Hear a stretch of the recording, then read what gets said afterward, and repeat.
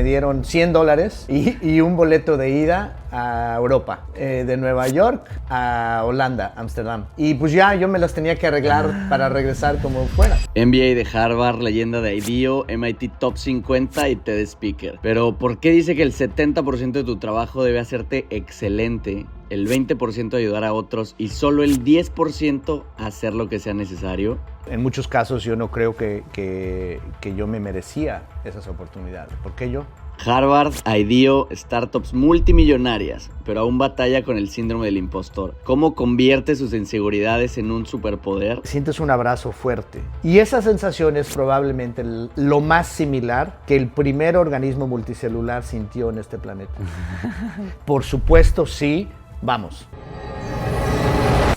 Buenos días, buenas tardes, buenas noches, amigos de Gomstocks. Un gusto saludarlos en un nuevo jueves de Gomstocks. Y hoy está con nosotros un gran emprendedor mexicano.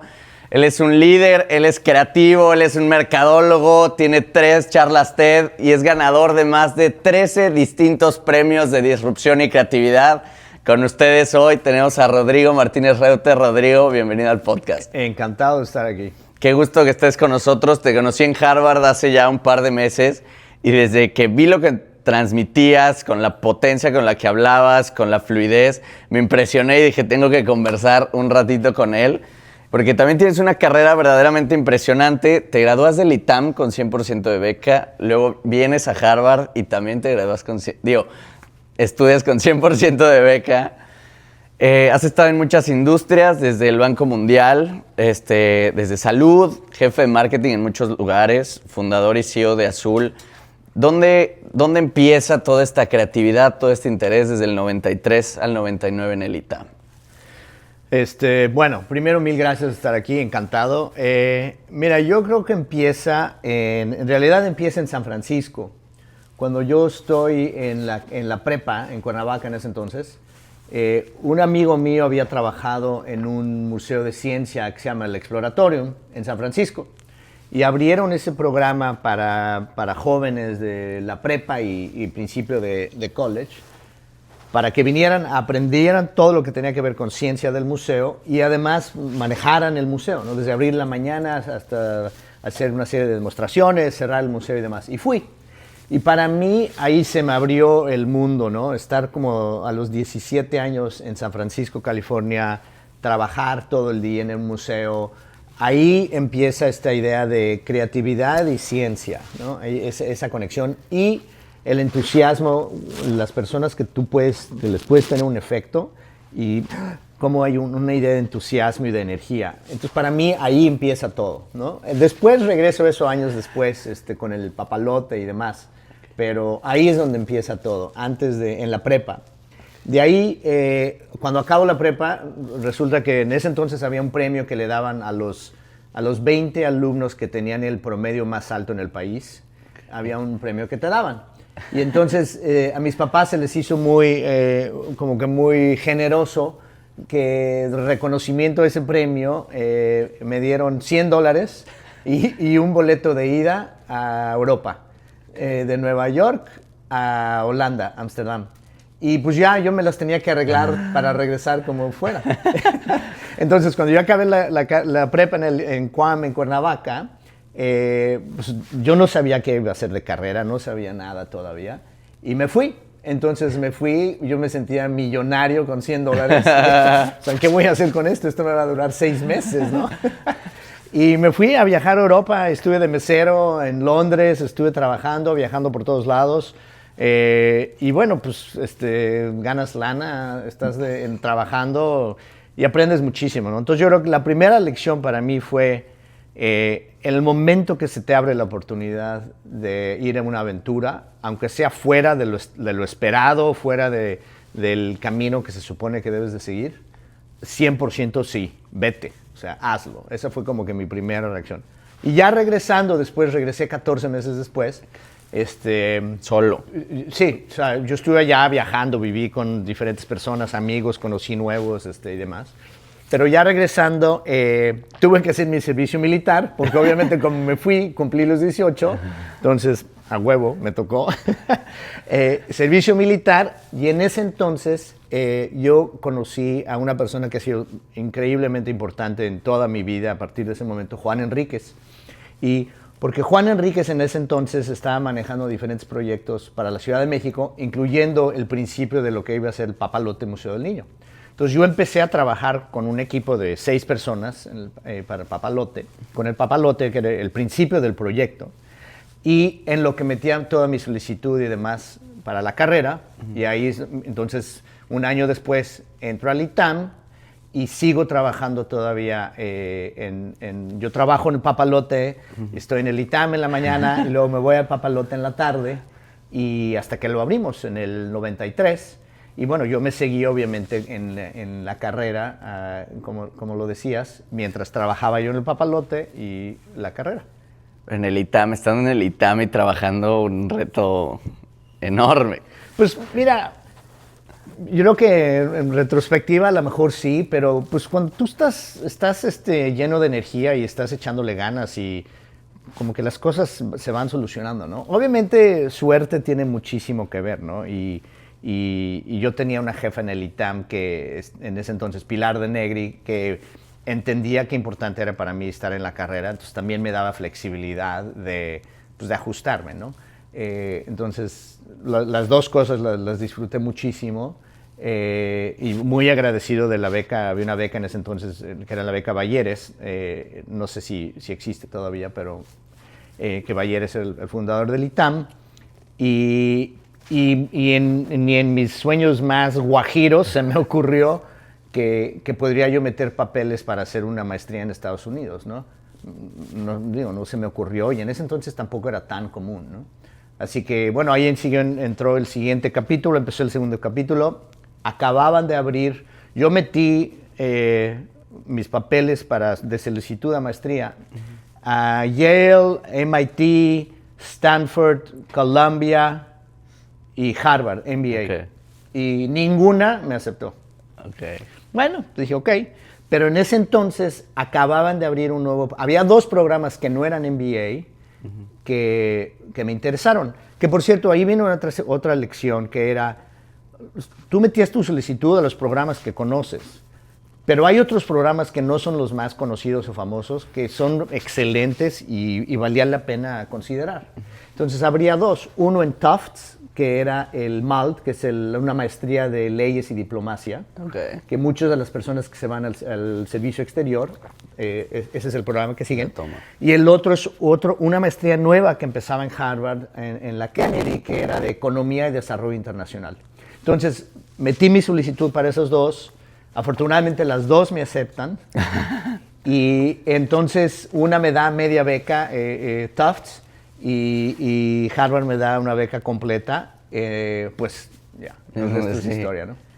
¿Qué te llevas, qué esperabas llegando a Harvard y qué te llevas? Me hablabas ahorita que el común denominador de tu carrera son las experiencias, crear este tipo de cosas para que una persona se lo quede, un tipo de sensación justamente en experiencias. ¿Qué esperabas y qué te llevas de Harvard en el 2001? Sí. Mira, en ese entonces había muy pocos alumnos. Yo creo que de mi prepa, creo que fue el primero que hizo una maestría en Harvard. No era tan común como es para muchas de las universidades públicas y privadas en México considerar una maestría en el exterior. Obviamente sigue siendo una increíble oportunidad y orgullo. Pero yo la verdad no sabía dónde estaba Harvard. Sabía que estaba al norte de Nueva York, pero no tenía idea de dónde estaba. No sabía que entre Boston y Harvard, o sea, lo sabía parte porque el trabajo que estaba yo haciendo con Juan Enríquez, pero no tenía yo idea de lo que iba a hacer. Inclusive, o sea, cuando yo me iba a venir a la maestría, yo tenía mucho miedo de que estaba yo entrando a un mundo que no conocía. Ya, por cierto, ya había yo viajado 14 meses solo por toda Europa, 20 países, aventuras de ahí, de todo lo que te puedes imaginar. Pero de alguna razón como que el mundo académico pues hemos puesto ciertas universidades en un estandarte así como, oh, wow. Y entonces yo no sabía qué era y tenía pánico. Y me acuerdo, una de las cosas que hice es que le hablé a mi exnovia de la prepa, Kenia Cano, una poeta magnífica, y le dije, oye, ¿nos podemos echar un café? Porque acabo de tomar una decisión que va a cambiar mi vida. y la verdad es que pues, me da mucho miedo. Y entonces me fui a tomar un café con ella en Cuernavaca, platicamos, me apoyó muchísimo y me dijo, por supuesto te tienes que ir, o sea, esto es lo que vas a hacer. Tenía yo, lo único que yo tenía a mi nombre era un coche, un Golf, del cual todavía le debía yo como, no sé, $1,000, una cosa así. Y tenía yo una tarjeta de crédito que tenía una tasa de interés del 60%. 60%. No manches. Porque esos son los retos. Me acuerdo perfecto. Vendí el coche con el dinero que me dieron, pagué la tarjeta. Ya no tenía yo nada, ni deudas, ni tenía nada a mi nombre, y me quedaron $125. Entonces, cuando yo llegué aquí a Logan, al aeropuerto en Boston, yo dije, bueno, estoy en una situación ideal, porque no tengo deuda, y pues, yo siempre había tenido deuda y demás, ¿no? No tengo una tarjeta de crédito, o sea que ya no debo nada, y además tengo $125, lo cual es más de los $100 que me llevé en la prepa a Europa. O sea que estoy perfecto. Entonces, así empezó mi vida aquí en Boston, en 1999, septiembre. Empiezas luego un poquito en salud, innovación, diseño. ¿Cómo eran esos días de tu joven vida profesional? ¿Por qué el interés en la salud y en healthcare? Porque creo que es donde empiezas tu carrera. Correcto. Mira, yo aprendí muchísimo en la Kennedy. Además me decías de qué salí. Mira, las clases, hubo una clase que fue increíble y excelente, una clase que nos dio Jeffrey Sachs, el economista, sobre la historia y teoría del desarrollo económico. Tuvimos otras clases muy buenas, pero la mayor parte de las clases eran del mismo nivel o en algunos casos nivel menor que las clases que tuve en el ITAM. O sea, las clases no eran realmente, pero el grupo de gente que está, que viene de todo el mundo, como lo sabes tú también en tu propia experiencia, realmente es lo que hace la diferencia. Que por cierto, es una de las razones tan importantes de los errores que está cometiendo el presidente Trump ahorita, de limitar la habilidad de las universidades. Uno, de ser independientes, y dos, de poder traer alumnos internacionales. Porque eso afecta a todo el mundo, no solamente esos alumnos que se regresan, pero algunos que se quedan como yo, que también tenemos un rol en empujar adelante este país, ¿no? Pero bueno, ya pues, entramos luego a política. Entonces salgo de ahí y algo que me hacía falta, yo sentía, era el entender cómo las empresas toman decisiones. Entonces me voy a Boston Consulting Group, aquí en Boston, y hay mucho trabajo de salud, se hacía y se sigue haciendo aquí en Boston, en BCG, y estoy ahí 6 años, 2 de consultor, 2 de project leader, 2 de principal, y la mayor parte del trabajo que estuve haciendo tuvo que ver con salud. Farmacéutica, salud pública, non-profits, hicimos un proyecto de una nueva vacuna de tuberculosis para el mundo y demás. Entonces ahí me queda claro, cómo tomas decisiones de como que top-down en términos de empresa y cuáles son algunos de los retos de salud a nivel mundial y de desarrollo, de innovación que hay que resolver. Y me quedo con eso, ¿no? Esos son los primeros 6 años. La parte que falta es, las empresas toman decisiones de arriba para abajo, básicamente dependiendo de qué recursos tienen. Y en ese entonces, lo que me llama mucho la atención es que, sobre todo en Estados Unidos, pero en otras partes del mundo, los sistemas de salud no están diseñados alrededor de las personas que se supone que tienen que servir, los pacientes y sus familiares. Están diseñados para los hospitales, están diseñados para las empresas de seguros, están diseñados para las farmacéuticas, están diseñados para corporaciones que están en salud, pero no están diseñados para la salud de las personas. Entonces me llega como una crisis de pensar, cuando yo estoy ya para la posibilidad de quedarme como socio para BCG, el siguiente año me toca ya el voto, y me queda claro que esto no es algo, yo no quiero seguir haciendo esto el resto de mi vida, ¿no? Y la vida de un socio en una consultora como BCG o McKinsey, una de estas, pues es dura, es fuerte, es mucho trabajo, pero sobre todo es muy difícil que te salgas del camino en el que estás. Y yo no quería seguir trabajando en básicamente ayudarles a compañías a hacer más dinero. Porque aparte te pagan muy bien, te pagan muy bien a ti. Claro que te pagan excelente, ¿no? Y obviamente financieramente a lo mejor estaría yo mejor ahorita si me hubiera yo quedado en ese entonces. Pero a mí me faltaba, había una parte que me faltaba como que me estaba yo sintiendo un poco menos humano. Porque ¿dónde están las personas para las que estamos diseñando? ¿Dónde están los pacientes en las soluciones que estamos creando para farmacéuticas, para seguros, para hospitales? ¿Dónde están los humanos? O sea, las soluciones no incorporan de ninguna manera a los humanos, a los pacientes, a los familiares y demás. Y obviamente, además, yo empezaba ya, mis padres, los dos tenían problemas de salud y yo me estaba encargando de ellos. Entonces, yo empecé a preguntar, oigan, ¿dónde debería yo de irme? Le pregunté a 20 amigos, los 20 amigos que mejor me conocían, ¿a dónde debo de ir como mi siguiente capítulo de vida? Ya estuve 6 años en BCG. Y resulta que IDEO, una compañía de diseño, en ese momento probablemente la compañía de diseño más reconocida del mundo. Que era la que había hecho el mouse de Apple. Exacto, 50 diferentes proyectos con Apple, el primer mouse, cosas como el interior de cabinas de aviones, el interior de la experiencia de diferentes coches de lujo alemanes, muchísimas cosas, el Swiffer. Uno de mis favoritos proyectos que ellos desarrollaron fue la primera pasta de dientes que la tapa era plana y entonces la podías parar. Porque hasta entonces todas las pastas de dientes tenían que estar acostadas y siempre era un problema porque tienes que estar empujando la pasta, ¿no? Y entonces uno de los diseñadores se le ocurrió diseñar la primera pasta de dientes que podías parar. Son detalles chiquitos, pero están diseñados para las personas. Sí. Entonces me tomé un año en convencerlos de que me deberían de aceptar. Y bueno, había muy pocos consultores en ese entonces que eran aceptados a una compañía de diseño, ¿no? Sí, porque son mentalidades totalmente distintas. Totalmente. O sea, si tú entras temprano a investment banking, a consulting, pues ellos van moldeando un poquito tu cabeza y tu forma de pensar. Totalmente. Y que, por cierto, yo siempre era como un poquito el patito feo en consulting. No, es que me decían, es que eres muy creativo, es que estás buscando soluciones fuera de lo común, ¿no? Y demás. Y yo digo, sí, exactamente, o sea... Se les están perdiendo la mitad del mundo porque están pensando que todo es compañías. Pero bueno, y aprendí muchísimo en IDEO, mucho en salud, proyectos. Hicimos desde proyectos de empaquetamiento de medicinas y de tratamientos para diabetes, ganamos unos premios. Hicimos todo un nuevo proyecto para ayudar a gente joven a entender cómo manejar sus finanzas, lo cual... Sí, no mucha gente no sabe cuando eres joven, yo no sabía, ¿no?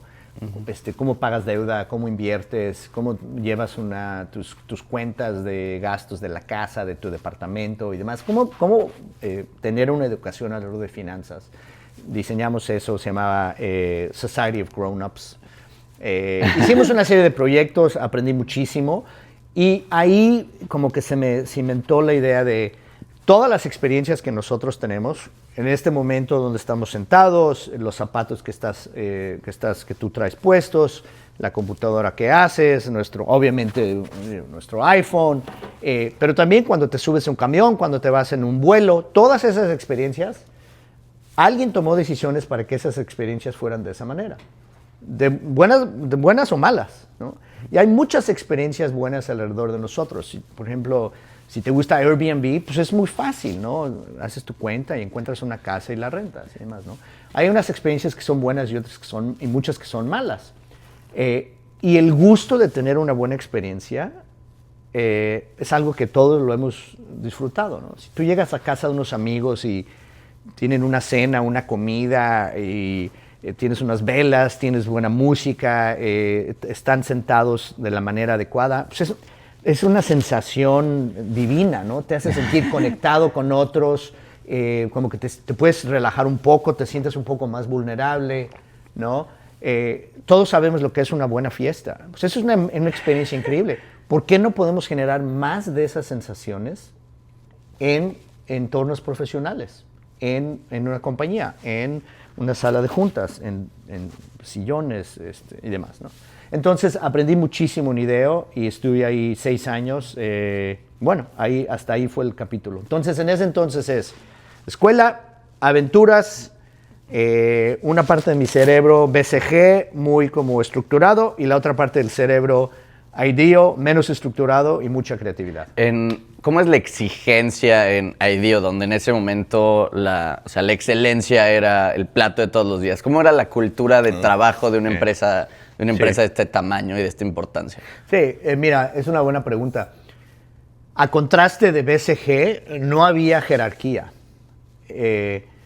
Si en el trabajo que tú estabas haciendo, otras personas como que querían acercarse y querían estar entusiasmados de lo que estás haciendo como diseño, eso te ayudaba a crecer tu carrera. Entonces era muy difícil porque yo venía de un entorno en BCG donde si tú eres el principal, tú le dices al project leader y a los consultores, ustedes hacen esto y esto y esto, y ellos van y hacen eso y eso y eso, y regresan con los slides y los spreadsheets, y aquí está bien, aquí está mal, váyanse a arreglar eso, y les hablas a las 8 de la noche en un sábado porque tienen que hacer una llamada el domingo, y no hay ninguna duda de que lo vas a hacer. O sea, es jerarquía, 100%. La estructura está basada en jerarquía. En un mundo creativo como IDEO y el mundo de diseño, es totalmente opuesto. Es decir, el social currency, si quieres, es el generar entusiasmo en las personas, sobre todo en los jóvenes. Entonces, tú no le puedes decir a nadie, oye, vamos a hacer este proyecto así. No.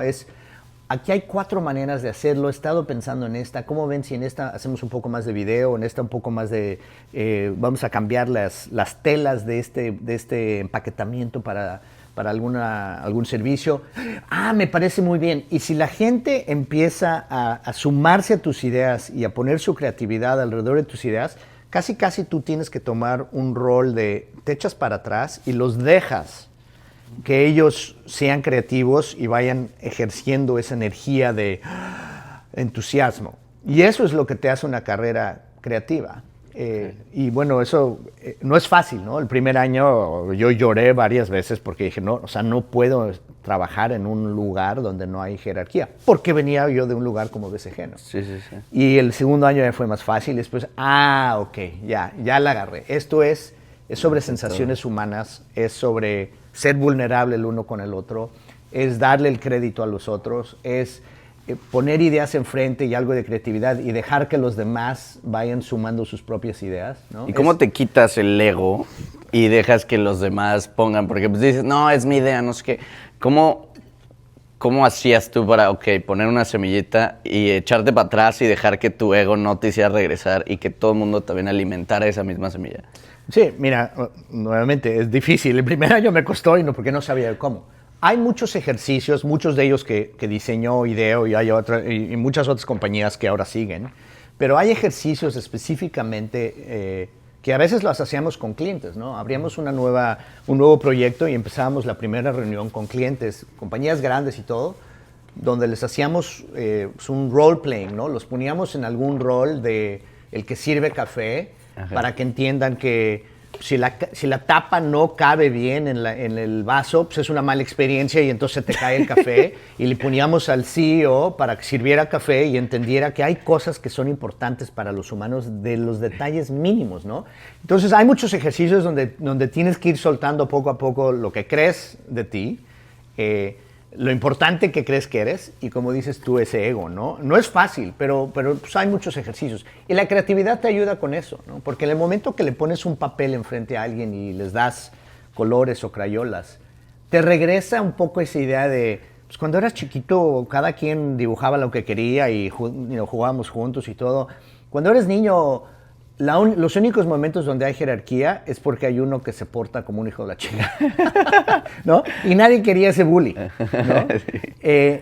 Pero la mayor parte del tiempo no existe esa estructura. Entonces regresas un poco a tu infancia, de cierta manera. Y cuando creas soluciones que sirven para los humanos de una manera profunda, también resultan que son importantes para una compañía.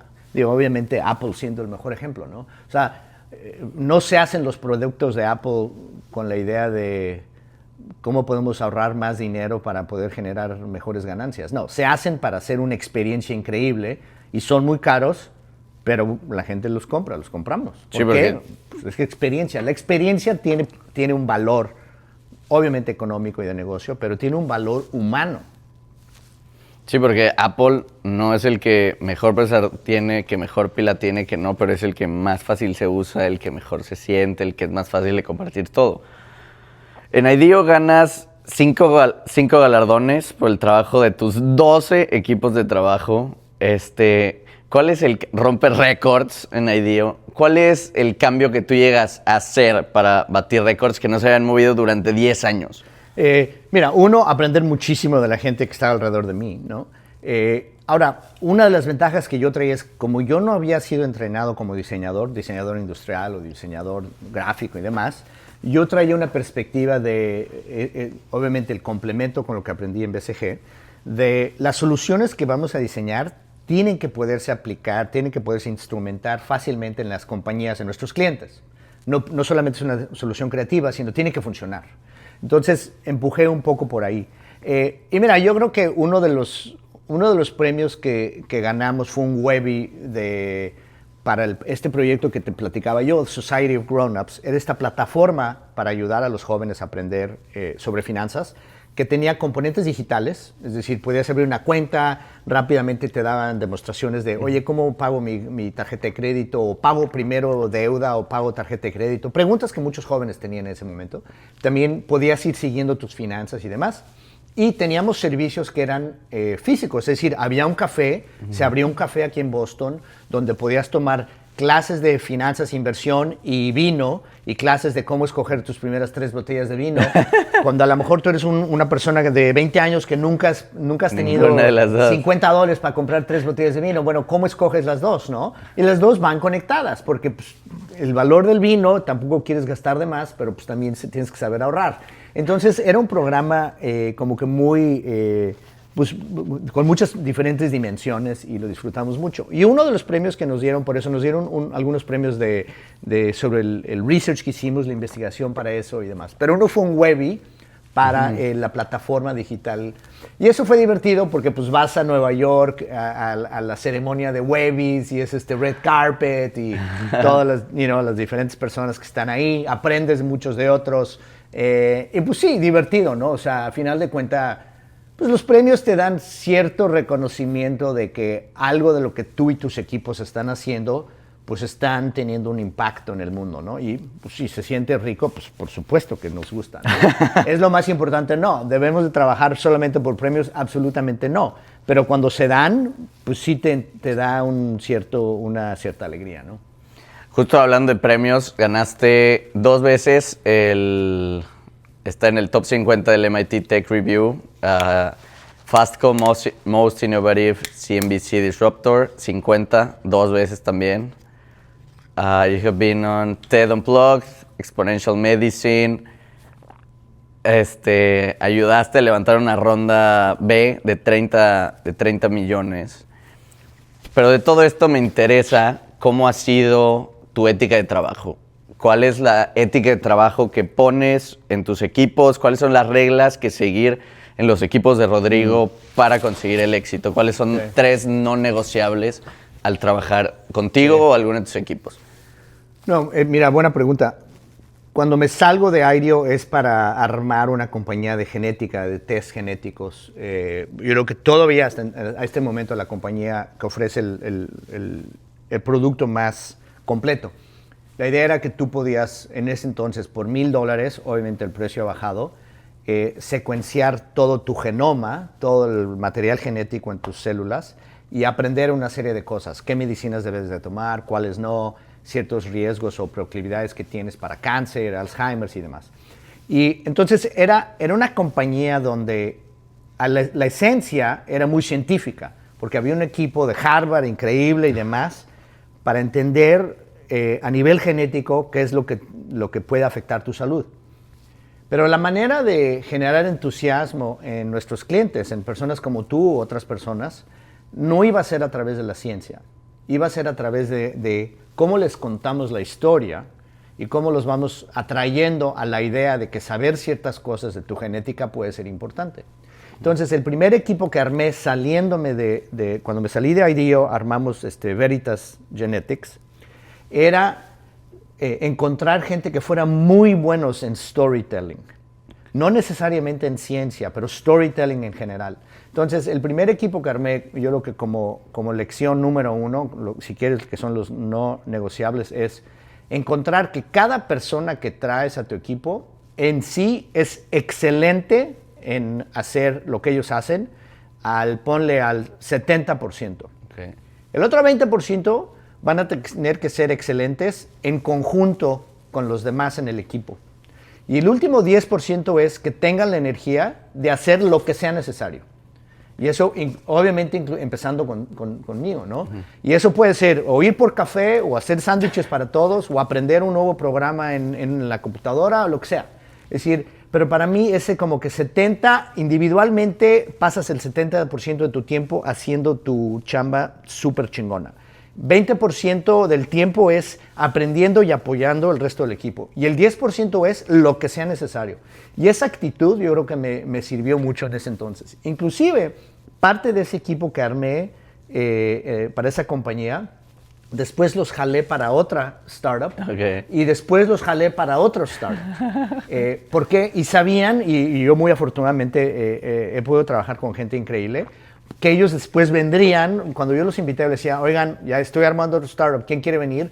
Y varios de ellos levantaban la mano, listo, yo me voy contigo. ¿Por qué? Yo creo que en parte era por eso, ¿no? Por generar una cultura donde mucho tiene que ver con el equipo y el balance de mi trabajo como jefe es darte todas las herramientas para que tú hagas tu mejor trabajo, individualmente y como equipo. Ese es mi único objetivo. Y una vez que entres en esa dinámica, pues obviamente hay mucha lealtad, hay mucho entusiasmo, hay una sensación de juntos, ¿no? ¿Cómo, antes de que justamente esto del storytelling, tienes un par de TED Talks muy interesantes donde justo tu storytelling es impresionante? ¿Cómo se cuenta una buena historia para vender? Sí. Mira, hay que hacer una aclaración. En el mundo de TED hay muchos diferentes niveles. Unas son TEDx Talks que pasan en muchas partes del mundo. Perdón. Otras son pláticas que pasan en TED, en la conferencia grande, que ahorita está en Vancouver, pero se sale de Vancouver a partir del año que entra. Y en TED, dentro de la conferencia grande, hay diferentes lugares donde se dan estas pláticas. Perdón. Y te comento esto porque yo empecé dando un par de pláticas TEDx donde aprendí mucho. Y si tienen la oportunidad de dar una plática TEDx, en donde sea, no importa, en una escuela, una fue en un college en Rhode Island, en la escuela de diseño, otra fue en Boston, otra fue después en Boston y demás para mí, porque cada uno aprendes algo del poder contar una historia. El contar una buena historia es increíblemente poderoso. Por eso existe el dicho de verbo mata carita. ¿Por qué? Porque si tú cuentas una buena historia, tú puedes generar entusiasmo, la gente quiere estar alrededor de ti y los puedes convencer de o entrar a un proyecto, trabajar en algo juntos, lo que sea. Y aprendo también mucho de Juan Enríquez. Porque nadie ha dado más pláticas TED en el escenario grande en Vancouver que Juan Enríquez. Él ha dado más pláticas que cualquier otra persona en el mundo. Y yo en ese entonces, después seguí apoyándolo, haciendo investigación con él, trabajé con él en 2 de los libros que escribió y demás. Y yo le ayudaba también a hacer sus slides y plática, ¿qué te parece esto? Entonces seguí aprendiendo mucho de él.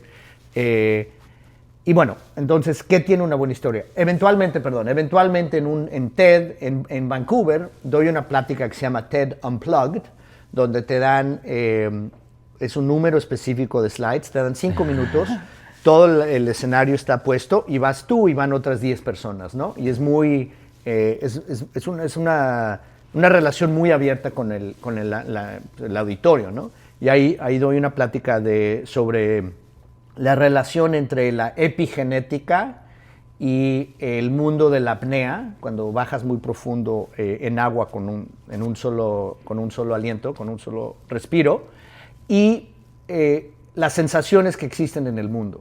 Y entonces, podríamos platicar más de eso. Pero como llego ahí es entender que los datos, los números son importantes en el sentido de que lo que tú estás hablando tiene que tener un sustento en realidad, tiene que estar confirmado. Pero nadie se entusiasma solamente por números, solamente por datos, solamente por hechos. Es la experiencia humana alrededor de eso qué es lo que te hace gustar una plática, ¿no?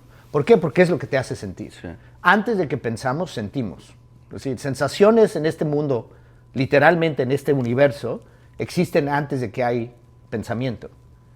Entonces, estamos biológicamente diseñados para sentir muchas cosas, sentir emocionalmente, químicamente, físicamente y demás. Entonces, uno es tener una historia que está basado en hechos, ¿de acuerdo? O puede ser de ciencia ficción, o puede ser algo que no, pero tienes que ser claro de eso. Pero la manera de conectar y de dar una buena plática tiene que ver con qué es lo que quieres que la gente sienta a través de esa historia.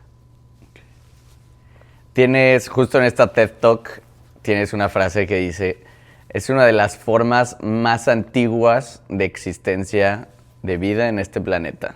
Células flotando en el agua. Uh-huh.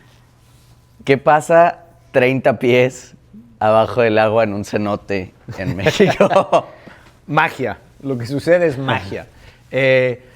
Mira,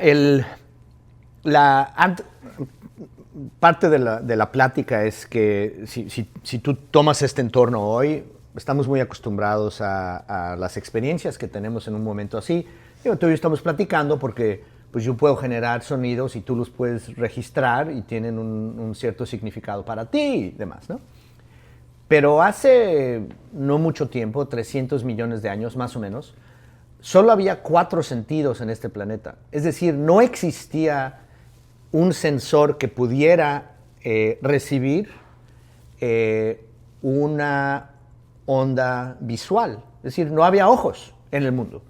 Te vas atrás, no había oídos en el planeta. Te vas atrás, no había nariz. Es decir, más o menos cada 300 millones de años, más o menos, si te vas hacia atrás, no había estos sentidos. Ahora, entonces tú puedes decir, oye, cuando no había ojos en el mundo, es decir, no había ningún animal en el mundo que tuviera un sensor que pudiera percibir la luz, eso no significa que la luz no existía. La luz existe, esa señal existe. Lo que no había era el sensor. Entonces, si te vas hasta el principio, la pregunta es, ¿cuál es la primera sensación que se ha sentido en este planeta, por lo menos? Y es presión física. Un grupo de células, un organismo multicelular, que tiene una cierta barrera de lo que es adentro y lo que es afuera. Obviamente no hay no hay un pensamiento sobre esto, todavía no existe todavía cerebros, pero es esa sensación. Ahora, cuando tú estás en un cenote bajo el agua a 40 metros y cierras los ojos y no escuchas nada, no ves nada, no pruebas nada con tu boca, no huele nada, la única sensación que tienes es sensación de presión, porque tienes 4 atmósferas de presión. A 100 pies, a 30 metros, tienes 4 atmósferas. Eso significa que sientes un abrazo fuerte. Y esa sensación es probablemente lo más similar que el primer organismo multicelular sintió en este planeta. Entonces, es una manera casi de conectarte en una máquina del tiempo a la primera sensación que existió en este planeta, lo cual es increíble.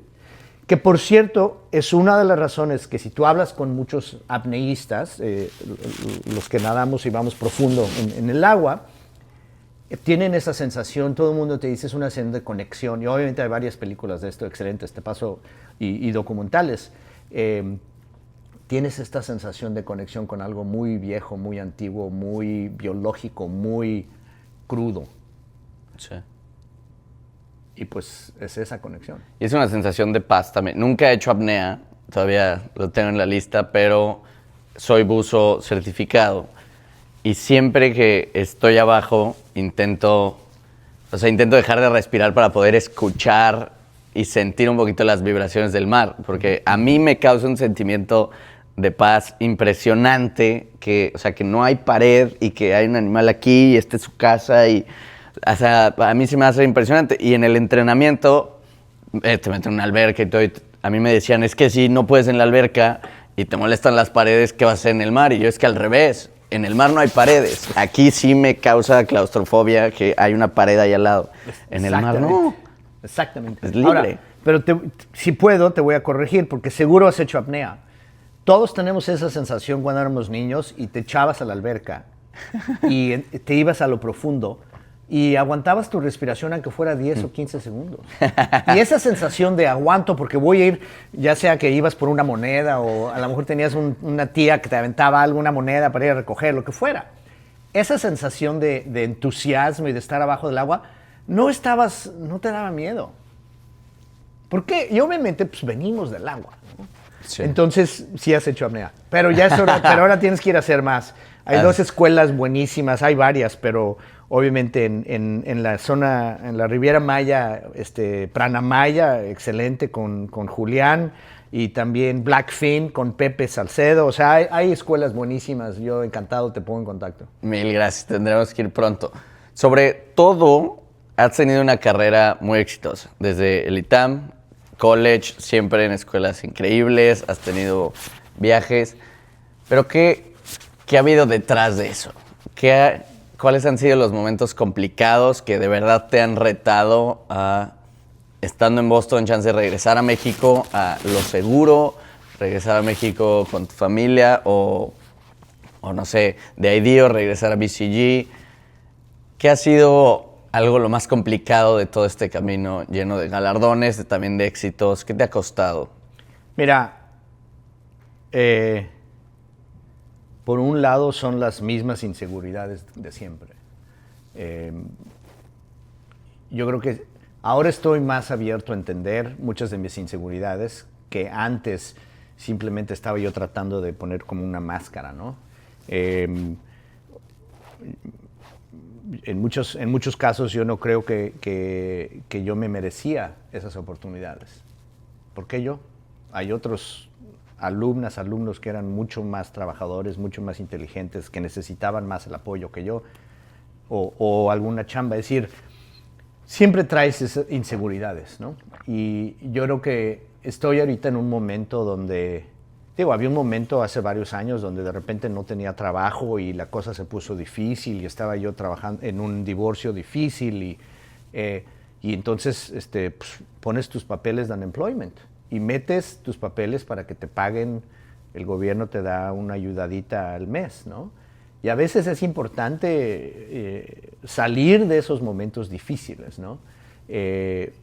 Estás en un startup y uno de los startups lo tuvimos que cerrar porque había una política de la primera administración de Trump ridícula, pero bueno, no entremos ahorita en eso.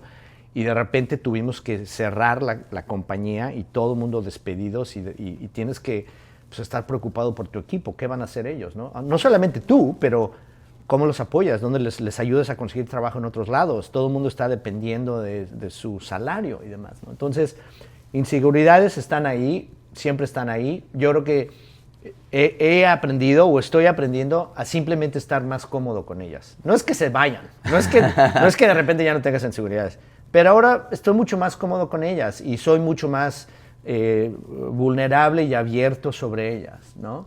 Entonces, ese cambio me ha ayudado a simplemente estar un poco más en paz conmigo mismo y un poco más. Es importante ser generoso contigo mismo y a veces te cuesta mucho trabajo serlo. Esa es definitivamente una.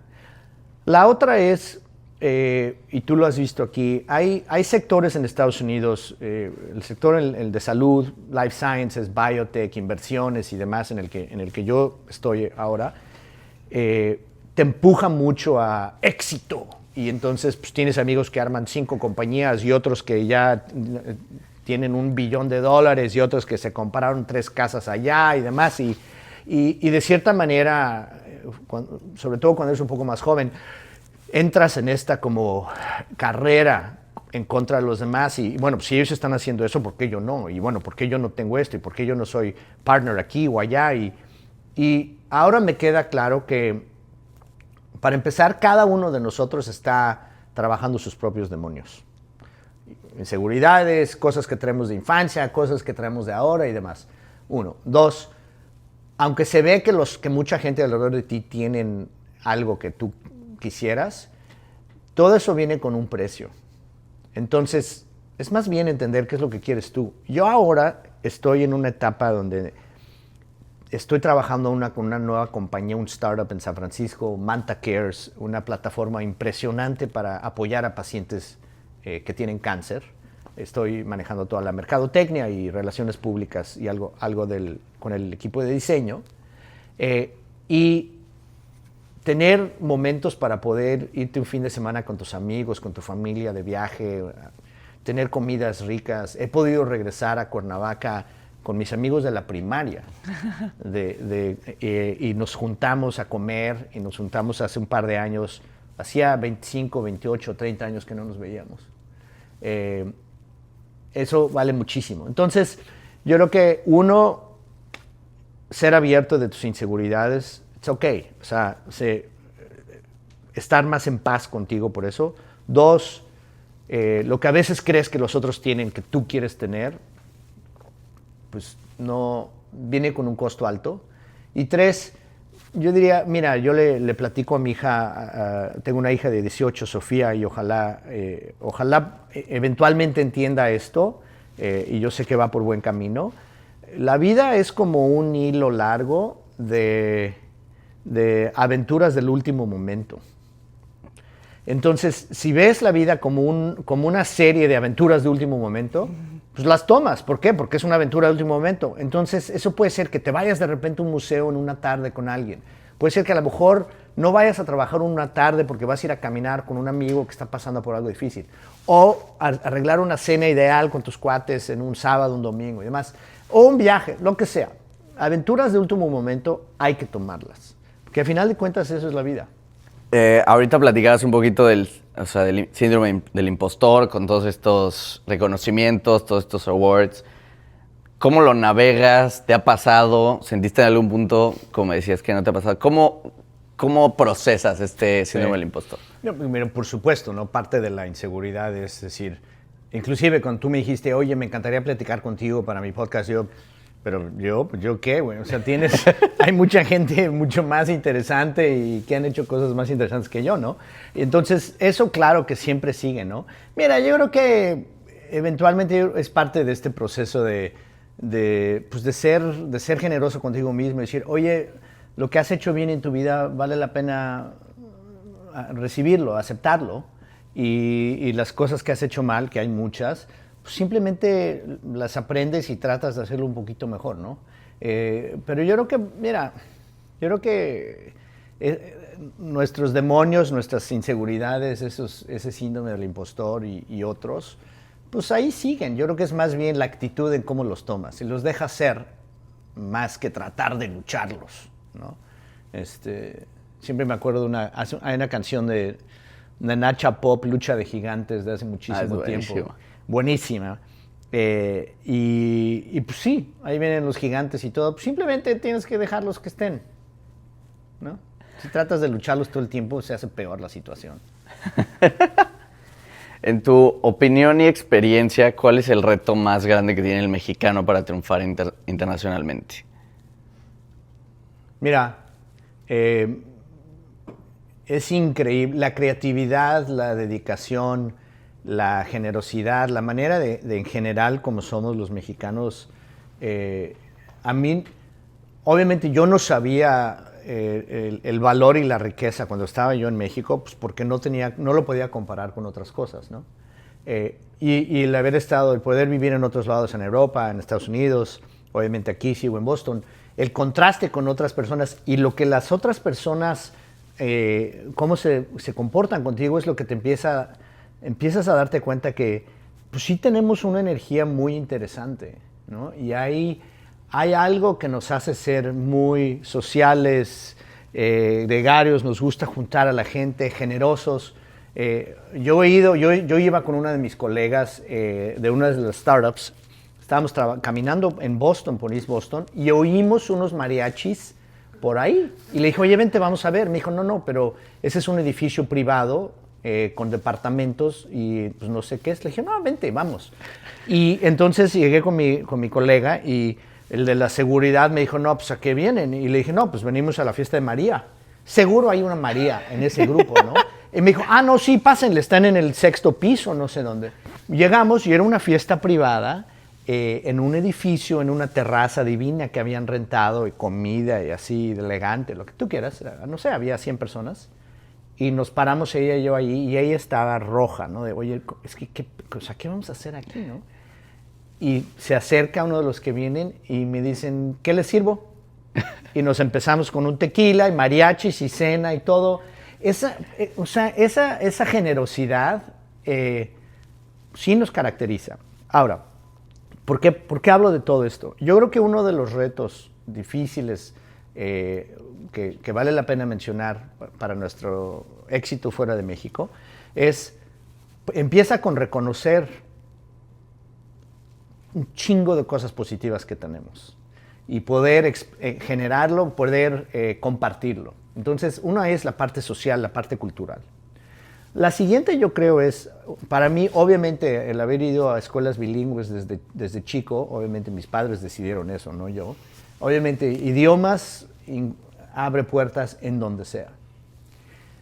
Yo creo que el tercer punto es, tanto en sociedades de cierto nivel de desarrollo, Estados Unidos, en ciertas partes de Europa, en ciertas partes de Asia y demás, cuando tú platicas las experiencias que has tenido en otros lugares, inmediatamente te dan un social currency. Lo digo en inglés porque no es igual en español, ¿no? Porque yo estuve una vez en TED y no sé qué. Platícame. Todo el mundo quiere estar en una plática donde traigas cosas interesantes a la plática.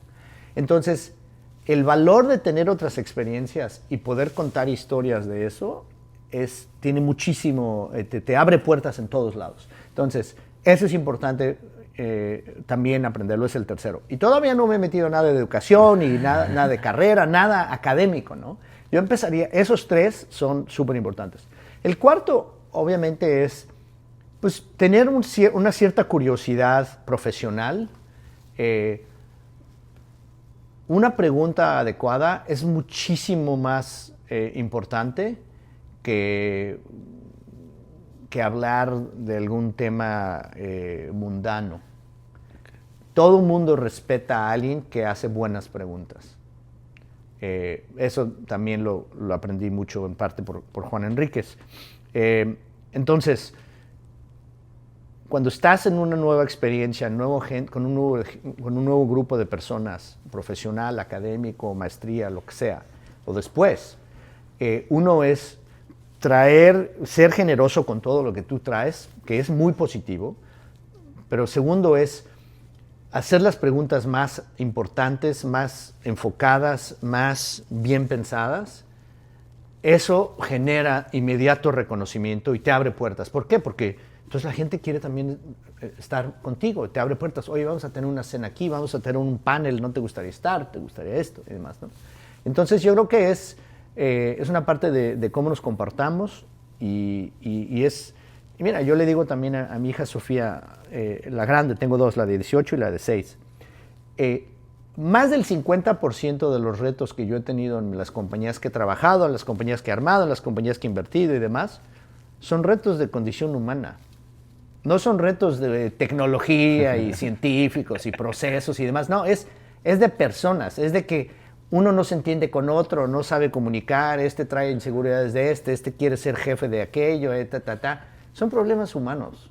Entonces, el entender esa parte como que te abre puertas. Y digo, espero que eso sea útil. En esta parte de tu carrera eres un profesional con mucha más experiencia, con un conocimiento validado en muchos lugares, y ahora quieres hacer una película sobre tus abuelos. Tus abuelos, por lo que me has contado, tienen una historia súper interesante, con muchísimo valor. ¿Dónde empieza este interés por hacer esta película y cómo la quieres llevar a cabo? Sí. Mira, yo empecé la idea de esta película hace más de 12 años.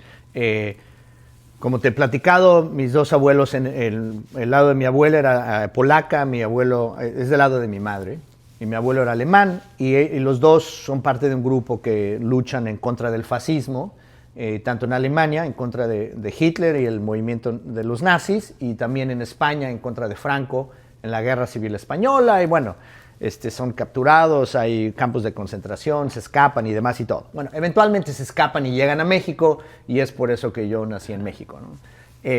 Pero mira, el proyecto viene, por un lado, porque en mi propia experiencia, me queda claro que parte de lo que yo traigo de esta curiosidad de vivir la vida intensamente, la parte creativa, viene de ellos. Y yo no lo pensaba así cuando era chiquito y estaba con mis abuelos en mi cumpleaños, porque pues no lo pensaba, ¿no? Pero él es un fotógrafo muy reconocido, Walter Reuter, y ella es una intelectual, y me queda claro que uno trae cosas de sus abuelos, de sus bisabuelos y demás. Entonces, uno era averiguar más. Dos, en cuanto tuve mis hijas, empiezas a preguntarte, bueno, ¿qué les dejo? ¿No? Que vale la pena, no cosas monetarias. Y yo creo que parte de eso es su historia.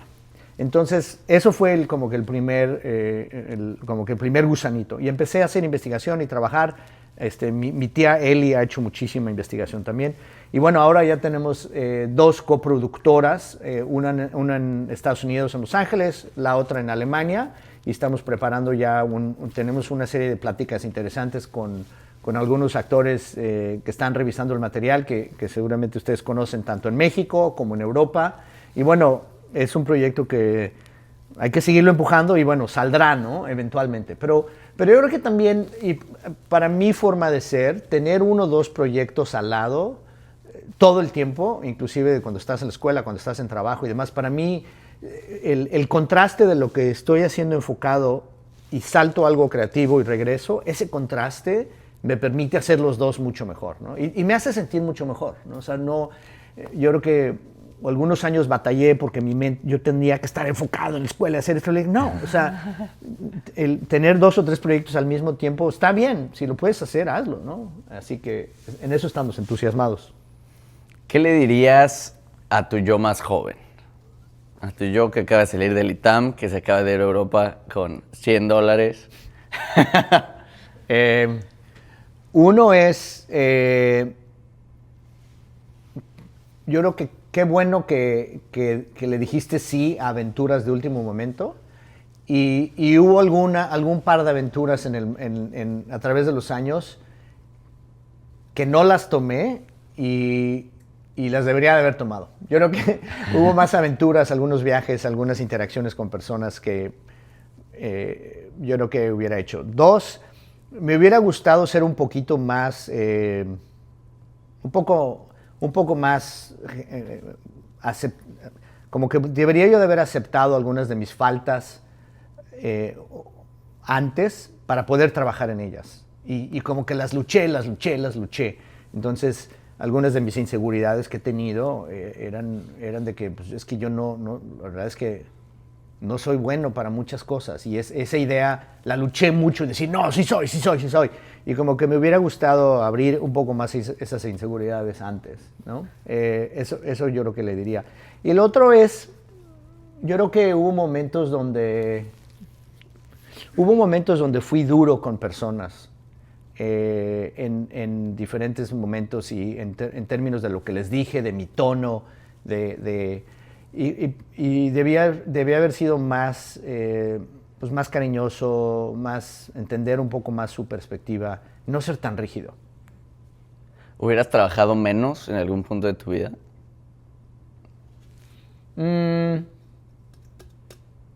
No, lo pensé un poco los 6 años de BCG, la mayor parte de los consultores que están en compañías como BCG o McKinsey y otras, están 1 año y medio, 2 años y se van. Y allá hay toda una razón por eso. Pero yo me quedé 6 en BCG. A lo mejor me podría haber ido 1 o 2 años antes, puede ser. Pero el resto del trabajo que he trabajado, tanto en IDEO como con Juan Enríquez, con otros, o sea, no, eso no. Yo creo que más bien era aceptar aventuras en el camino. Eso sí, hubiera aceptado un par más de aventuras. Estimado, vamos a entrar a la parte final, empezando por esta pregunta. Mucha gente trabaja por su éxito material, mucha gente trabaja por su éxito personal o familiar. Rodrigo, ¿por quién trabajas tú?